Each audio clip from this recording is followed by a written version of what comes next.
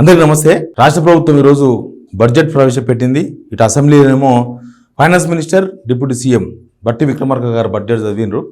కౌన్సిల్లోనేమో మంత్రి శ్రీధర్ బాబు గారు పెట్టిర్రు. మొత్తం 3,04,965 కోట్ల బడ్జెట్, రాష్ట్ర బడ్జెట్. పోయినసారేమో 2,91,000 కోట్లు ఫుల్ బడ్జెట్ పెట్టింది. 2,91,000 కోట్లు చేంజ్. అలా చూస్తే ఒక 14,000 కోట్లు పెంచిర్రు. 14,000 కోట్ల అంచనాలు పెంచిర్రు. మన రాష్ట్ర బడ్జెట్ వీళ్ళు ఏమంటారంటే ఒరిజినాలిటీకి దగ్గర అని చెప్తారు. లాస్ట్ టైం కూడా ఒరిజినాలిటీ దగ్గరనే పెట్టిండ్రు. ఇప్పుడు ఇది ఒరిజినాలిటీకి దగ్గర అని ఈ బడ్జెట్ పెట్టిండ్రు. ఒరిజినల్గా చూస్తేనేమో రాష్ట్ర ఇన్కమ్ తగ్గుతుంది. వీళ్ళేమో రాష్ట్ర బడ్జెట్ని పెంచుకుంటూ పోతున్నారు. ఇన్కమ్ తగ్గినప్పుడు ఆ ఇన్కమ్ తగ్గట్టుగానే బడ్జెట్ ఉండాలి నిజానికి. అంతే కదా, మనకు 20,000 రూపాయలు జీతం వస్తుంది. మన ప్లానింగ్ ఎట్లుండాలి? ఆ 20,000 రూపాయల వరకు ఈ ప్లానింగ్ ఉండాలి. కొద్దిగా అటు ఇటు అయితే ప్రాబ్లం లేదు. కానీ ఒకటేసారి 50,000 రూపాయలకు ప్లానింగ్ చేసాము ఈ మంత్, 30,000 రూపాయలు అప్పు అవుతుంది. సేమ్ రాష్ట్ర బడ్జెట్ కూడా ఒక సంసారం లాంటిది. మనం ఒక కుటుంబానికి మనం ఎట్లా లెక్కలు వేసుకుంటామో రాష్ట్ర ప్రభుత్వం రాష్ట్రం మొత్తానికి డెవలప్మెంటు లేకపోతే శాలరీలు రకరకాల అవసరాల కోసం బడ్జెట్ పెడతారు. కానీ వాస్తవానికి అప్పు పెరిగిపోతుంది, ఇన్కమ్ తగ్గుతుంది. ఈ టైంలో వాస్తవిక బడ్జెట్ తగ్గించి పెడితే ఖచ్చితంగా నమ్మకంగా ఉండేది. ఇప్పుడు తగ్గింది అని ఆల్రెడీ రేవంత్ రెడ్డి గారే చెప్పారుగా 70,000 కోట్లు తగ్గిందని. బడ్జెట్ సంబంధించిన విశేషాలు చూద్దాం. ఈ సంవత్సరం జర్నీలో మీరంతా నా వెంట ఉన్నారు. సిగ్నల్ టీవీని బలపరిచిండ్రు, సిగ్నల్ టీవీ సబ్స్క్రైబ్ చేసుకున్నారు. ఇక ముందు కూడా మీరు మా వెంట ఉన్నారని అనుకుంటున్నాం. సబ్స్క్రైబ్ చేసుకునే వాళ్ళు సిగ్నల్ టీవీ సబ్స్క్రైబ్ చేసుకోండి. ఇక బడ్జెట్లోకి పోతే మొత్తం 3,04,965 కోట్లు. దీనిలో ఎవరికి ఎంత? సామాజిక వర్గాల వారీగా ఉంది, పథకాలకు ఉంది. కాకపోతే 6 గ్యారెంటీలకు మాత్రం లేదు. 6 గ్యారెంటీలు చేతులు ఎత్తేసింది గవర్నమెంట్. 6 గ్యారెంటీల్లో అసలు దానికి ఏమీ లేవు. ఇప్పటి వరకు అమలు చేస్తున్న 500 రూపాయల సిలిండర్, పాక్షికంగా అమలు చేస్తున్న కరెంటు బిల్లు 200 యూనిట్లకు వాటికి మాత్రం ఉంది. ఫ్రీ బస్కు ఇస్తామని చెప్తున్నారు. ఫ్రీ బస్ కూడా కేటాయింపులు అంటూ సపరేట్గా ఏం లేవు. మేము ఇస్తాం ఎవ్రీ మంత్ అంటున్నారు. ఇప్పటికీ 10 నెలలకి డబ్బులు ఇవ్వాలి. 4,000 కోట్ల రూపాయలు ఆర్టీసీకి అప్పు ఉంది గవర్నమెంట్, ఈ ఫ్రీ బస్ డబ్బులు. మరి ఇప్పుడు బడ్జెట్లో ఇస్తారేమో చూద్దాం, ఫుల్ పేర్ చూద్దాం. అయితే 6 గ్యారెంటీల విషయంలో మాత్రం మనం చెప్పుకోవాల్సింది ఏమీ లేదు. ఎందుకంటే వాళ్ళు కూడా ఏం చెప్పలేదు. ముఖ్యంగా మహిళలకు 2,500 రూపాయల గురించి ఈ సంవత్సరం కూడా ఈ స్కీమ్ లేదు. నిరుద్యోగ వృత్తి ఇస్తామన్నారు, ఆ స్కీమ్ గురించి కూడా ఇక్కడ మేము మాట్లాడలేదు. తర్వాత కొత్తగా పెన్షన్లు 2,000 రూపాయలు ఉన్న వాళ్ళకు 4,000 రూపాయల పెన్షన్ కావాలి అవ్వలకు తాతలకు. దాని గురించి ఏం లేదు. నిన్న సీతక్క కూడా చెప్పింది శాసన మండలిలో, మేము పాత పెన్షన్లు ఇస్తున్నాము, కొత్త పెన్షన్లు ముచ్చటేం లేదని చెప్పిండ్రు. ప్లస్ ఎవరికైతే పెన్షన్ వస్తలేదు, అసలే 2,000 రూపాయల పెన్షన్ వస్తలేదో కొత్త వాళ్ళు, అంటే ఇప్పుడు 60 సంవత్సరాలు దాటిన వాళ్ళు, పెన్షన్కి అర్హులైన వాళ్ళు, వాళ్ళ కొత్త పెన్షన్లు ఇస్తామన్న ముచ్చట కూడా ఏం లేదు. వాళ్ళకు కూడా ఏం లేదు. వాళ్ళు కూడా ఇప్పుడు ఇస్తారో తెలియదు. ఇక ప్రభుత్వ ఉద్యోగులకు డిఏలు, పిఆర్సీలు అసలు ఆ జోలే లేదు బడ్జెట్లో. ప్రభుత్వ ఉద్యోగులకు అట్లాంటిది ఏం లేదు. తర్వాత ఆలోచిస్తారో ఏందో మనకు తెలియదు. ఎలక్షన్స్లో లైన్లో నిలబడే వాళ్ళు, ఓట్లు వేసేవాళ్ళు, అమ్మ దేనికి ఓటు వేసిర్రు అని అంటే కాంగ్రెస్ అన్నారు. దేనికి అంటే తులం బంగారం ఇస్తారంట అన్నారు. ఆ తులం బంగారం కూడా మంగళమే.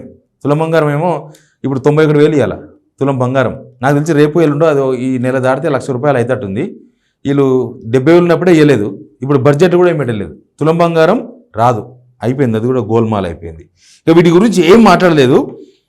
ఇక మిగతా ఏ డిపార్ట్మెంట్కి ఎన్ని ఇచ్చిండ్రు, అగ్రికల్చర్కి ఎన్ని ఇచ్చిండ్రు, లేకపోతే ఆరోగ్య శాఖకి ఎన్ని ఇచ్చిండ్రు, బీసీ వెల్ఫేర్కి ఎన్ని ఇచ్చిండ్రు, ఎస్సీ వెల్ఫేర్కి ఇచ్చిండ్రు, అవన్నీ కూడా లెక్కలు చూద్దాం.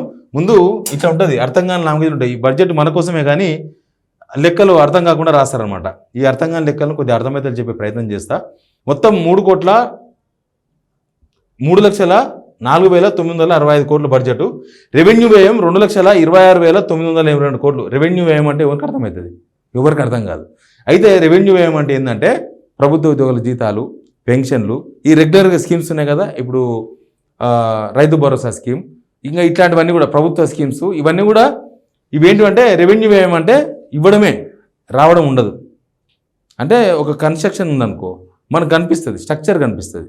ఇక్కడ స్ట్రక్చర్ ఏమి ఉండదు. ప్రభుత్వ ఉద్యోగులకు జీతాలు పోతాయి, రైతు భరోసాకు డబ్బులు పోతాయి, పెన్షన్కు డబ్బులు పోతాయి, ఇంకా ఏమైనా ఇస్తే ఆరోగ్యశ్రీకి డబ్బులు పోతాయి. అవి అట్లాంటి వ్యయాలంతా కూడా రెవెన్యూ వ్యయం అంటాము. 2,26,982 కోట్లు. మూలధన వ్యయం అంటే 36,504 కోట్లతోనే ఏమి కాదు రాష్ట్రం. మూలధన వ్యయం అంటే ఏంటంటే ఇందాక చెప్పినట్లు కన్స్ట్రక్షన్స్, రోడ్స్, బిల్డింగ్స్, ఏదైనా డెవలప్మెంట్, ఇన్ఫ్రాస్ట్రక్చర్, దానికోసం ఖర్చు పెడతారు. ఆ 36,000 కోట్లతో ఏమీ కాదు. మనకు తెలుసు కదా, అందరు కమిషన్లు తీసుకుంటారు. కాంట్రాక్టర్లు అందరు కమిషన్ ఇవ్వాల్సి వస్తుంది. దానికే సరిపోదు అది. తర్వాత వ్యవసాయ శాఖకు 24,439 కోట్లు కేటాయింపు. వ్యవసాయ శాఖ అంటే మనకు రైతు భరోసా వస్తుంది. రైతు భరోసాల 19,000 కోట్లు, ఆల్మోస్ట్ 18 నుంచి 19,000 కోట్ల రూపాయలు మనకు భరోసాకే పోతాయి. భరోసా 19,000 crores.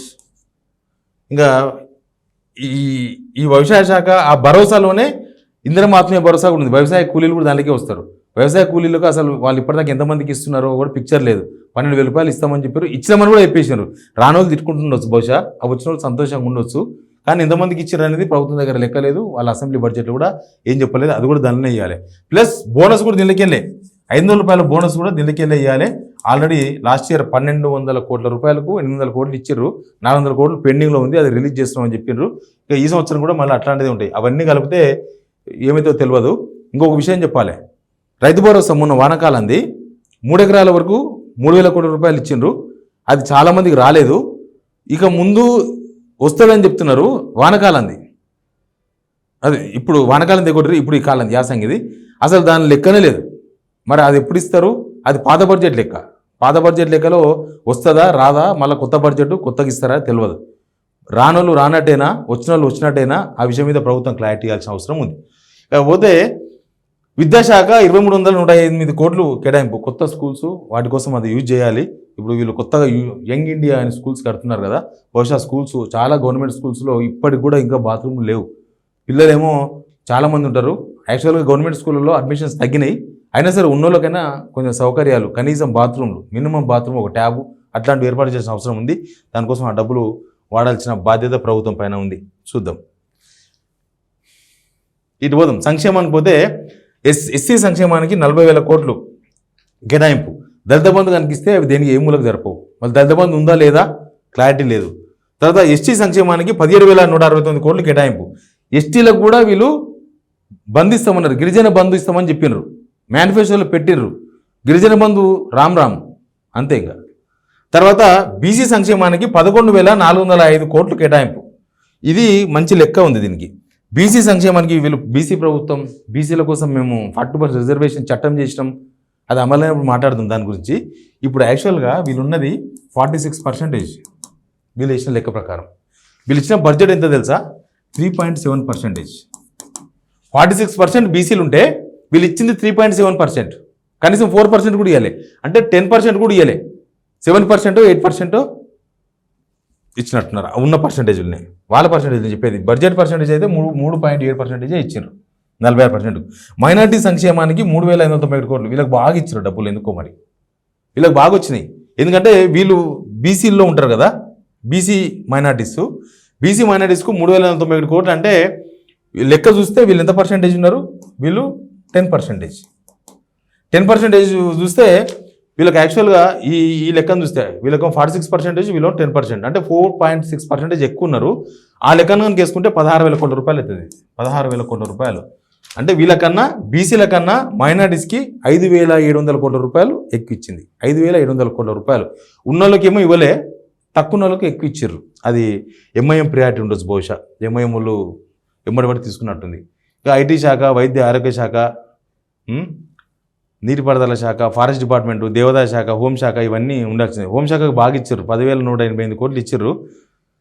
హోంశాఖ చాలా అవసరం ఉంటుంది వాళ్ళకి ఈ సంవత్సరం, అందుకని బహుశా ఇచ్చినట్టున్నారు. హైదరాబాద్ సిటీ డెవలప్మెంట్ కోసం 150 కోట్లు కేటాయింపు. Municipal administration and urban development శాఖకు 17,677 కోట్లు. ఇవే ఫోర్త్ సిటీ, మూసీ, అవి క్లారిటీ ఇచ్చిండ్రు. మూసీ ఖచ్చితంగా ఉంటుందంట. మూసీ దగ్గర ఆ పక్క ఈ పక్క ఉన్న జనాలకు మళ్ళీ కంటి మీద కునుకు లేకుండా చేసే ప్రయత్నాలు నడుస్తున్నాయి.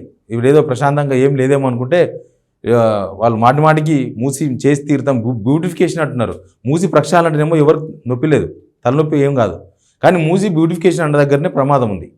వాళ్ళు మూసి ప్రక్షాళన అంటలేరు. కౌన్సిల్లో కూడా చెప్తున్నారు మూసి బ్యూటిఫికేషన్ చేసి తీరుతాం, దానికోసం ప్రపంచ బ్యాంకు నుంచి అప్పు తీసుకొస్తాం. ఇప్పుడు ఈ బడ్జెట్లో కూడా చెప్తున్నారు చేస్తాం అంటున్నారు. కాబట్టి మూసి బ్యూటిఫికేషన్ ఉంటుంది. ఆ పక్క ఈ ఇండ్లన్నీ కూడా కొట్టేయాలని చూస్తున్నారు. ఇక అక్కడ గ్రీన్ఫీల్డ్ భూములు అవన్నీ రైతులు అడ్డుకుంటున్నారు. అయినా సరే ఖచ్చితంగా అవి పోక తప్పదు అన్నట్టుగా ప్రభుత్వం వ్యవహరిస్తున్నది. ఇక ఇవన్నీ చేస్తుంటే ఇక్కడ నుంచి బీఆర్ఎస్ వాళ్ళు వీళ్ళు లొల్లు పెడుతూనే ఉన్నారు, మీరు ఏం చేస్తారు ఏం కథ అని. అయితే ఇంకొకటి చెప్పాలి మీకు, ఇది వ్యవసాయ శాఖ రుణమాఫీ. రుణమాఫీకి వాళ్ళు చెప్పిన లెక్క 2 లక్షల లోపు రుణాలకు మాఫీ చేసింది. ఇప్పటివరకు 25,35,000 మంది రైతులకు 20,616 కోట్ల చొప్పున రుణమాఫీ చేసినాం. రుణమాఫీ అయిపోయిందని చెప్పింది. ఇంకా చాలామంది ఎదురు చూస్తున్నారు, రుణమాఫీ వస్తుందేమో. 2 లక్షల కన్నా పైన ఉన్న వాళ్ళు ఆ అమౌంట్ను అప్పు తీసుకొచ్చి బంగారం కుదబెట్టి తెచ్చి ₹3 ఇంట్రెస్ట్ తీసుకొచ్చి బ్యాంకులో కట్టేసిండ్రు. కట్టి కూడా 3 నెలలు అయింది, మళ్ళీ ఇంట్రెస్ట్ పెరిగింది. ఇప్పుడు రుణమాఫీ కాదు, 2 లక్షల లోపు ఉన్న వాళ్ళకి కాదు, 2 లక్షల పైన ఉన్న వాళ్ళకి కాదు, ఎవరికి కాదు. అసలు రుణమాఫీ అనే సబ్జెక్ట్ ఓవర్. గవర్నమెంట్ చెప్పిన లెక్క ప్రకారం రైతు భరోసా చూడండి. రైతు భరోసా ఎకరానికి ఈ పథకం కింద రైతులకు ఏడాదికి ఎకరానికి ₹12,000 అందుతాయి. ఇప్పటిదాకా ఇచ్చింది ఎంతో మీకు తెలుసు. ₹12,000 ఇంతవరకు ఫుల్ ఫ్లెడ్జ్గా ఇవ్వలే. అసలు ఈ స్కీమ్ నడుచుకుంటూ కూడా కాదు, కుంటుకుంటూ కూడా కాదు, పొరలాడుతున్నది. ముందలకు పోదు, వెనుకకు రాదు. 3 ఎకరాల లోపు ఇచ్చిర్రు, అది కూడా చాలామందికి రాలేదు. ప్రజాధనం దుర్వినియోగం కాకుండా అవకతవకలకు అడ్డుకట్ట వేసి సాగు యోగ్యమైన భూములన్నిటికీ ఇస్తామని చెప్పారు. అంటే 100 ఎకరాలు అయినా కూడా ఇస్తారు వ్యవసాయం చేస్తే. వ్యవసాయం చేస్తే కాదు, వ్యవసాయ యోగ్యం అయితే చాలు, మనం పంట లేని అవసరం లేదు, పంట పొలం అయితే చాలు, వాళ్ళకి ఇస్తామని చెప్పారు. వాళ్ళు ఇప్పటిదాకా 3 ఎకరాలు కానీ ఆపారు. కనీసం 5 ఎకరాల కాదు కూడా. ఇందిరమ్మ ఆత్మీయ భరోసా 12,000 ఎకరాలు ₹12,000 చెల్లించే బృహత్తర కార్యక్రమం ఉంది. ఎంతమందికి ఇచ్చారో లెక్క లేదు, పత్రం లేదు. చీకట్ల రాయేసుడే, తగిలితే ఎవరికైనా తగలని. సన్నవాళ్ళకి ₹500 బోనస్ అది ఉంది. 1200 కోట్లు ఇవ్వాలి. ధాన్యం కొనుగోలు చేసిరంట. ఎనీవే బడ్జెట్ చూస్తే కొత్తగా ఏం లేదు, వాస్తవానికి చాలా దూరంగా ఉన్నాడు అనిపించింది. ఎందుకంటే మనం ఇన్కమ్ తగ్గినప్పుడు బడ్జెట్ తగ్గిస్తే ఏమన్నా నెత్తిన కిరీటం కింద పడుతుందా? నీకు అప్పుల పాలైనమంటారు, 1,58,000 కోట్ల అప్పు తీసుకొచ్చినామంటారు, ₹70,000 కోట్ల రావాల్సిన డబ్బులు రాలేదంటారు. మళ్ళీ బడ్జెట్ మాత్రం 14,000 కోట్లు పెంచి పెట్టినరు. డబ్బులు రానప్పుడు డబ్బులు రానట్లే ఉండాలి, ఉన్నప్పుడు వచ్చినాం. అంటే ఎవరిని మభ్యపెట్టడానికే ఈ బడ్జెట్ పెట్టినట్టు. ఆ బీసీలకు 46% ఉన్న బీసీలకు 3.7% మాత్రమే ఎందుకు నిధులు వచ్చినాయి? ఇప్పుడు కొట్లాడాలి. నిన్న మొన్న పాలాభిషేకాలు చేసిన వాళ్ళు అక్కడక్కడ తిరిగి వాళ్ళతో వీళ్ళతో ముచ్చట్లు పెట్టి రేవంత్ రెడ్డిని సేఫ్ చేసే ప్రయత్నం చేశారు కదా, వాళ్ళు కొట్లాడాలి. ఇప్పుడు కొట్లాడితే కరెక్ట్ మ్యాటర్ సరిపోతుంది. ఇంకా ఫైనల్ ముచ్చట ఏంటంటే అప్పుల గురించి మాట్లాడాలి. ₹69,000 కోట్ల బడ్జెట్ ఏదర కాదు, బడ్జెట్లోనే అప్పు తీసుకొస్తామని చెప్తున్నారు. 69,000 కోట్లు. లాస్ట్ టైం 49,000 కోట్లు ఎఫ్ఆర్బిఎం పరిధిలో, ఇప్పుడు 69,000 కోట్లు తీసుకొస్తామని బడ్జెట్లో పెట్టినారు. దీన్ని బట్టి చూస్తే ఈసారి ఇంకా అప్పులు పెరిగిపోయే అవకాశం చాలా ఉంది. 49,000 కోట్లకే 1,58,000 కోట్లు చేసినారు. 69,000 కోట్లు అంటే నాకు తెలిసి 2 లక్షల కోట్ల పైన అప్పు చేసే అవకాశం కనిపిస్తుంది. ఎనీవే ఇంకా దీనికి సంబంధించిన ఫుల్ వీడియో రేపు మార్నింగ్ 7 o'clock అప్లోడ్ చేస్తాం. ఎందుకంటే ఇంకా స్టడీ చేయాల్సిన అవసరం ఉంది. ఇప్పటివరకు చేసిన స్టడీ ప్రకారం ఇది బడ్జెట్ గురించి. మరింత వివరంగా రేపు ఉదయం 7 గంటలకు మన తెలంగాణ బడ్జెట్ ముఖ చిత్రాన్ని చూద్దాం. Please subscribe signal TV.